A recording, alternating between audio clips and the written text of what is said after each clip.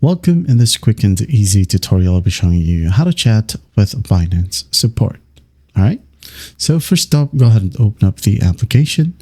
And then once done, as you can see here on your dashboard at the top right, you have this headphone icon. Well, this is the support section.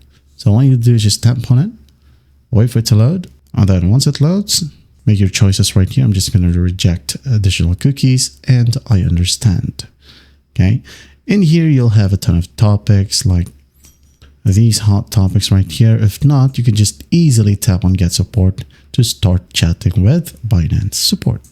So just tap on it. And in here, go ahead and ask a question. Okay. If it doesn't redirect you to an agent, make sure that you type down chat with an agent. Okay. As you don't want to be typing or chatting with the bot right here. So chat with an agent, add in some attachments if you want to, and then just tap on send.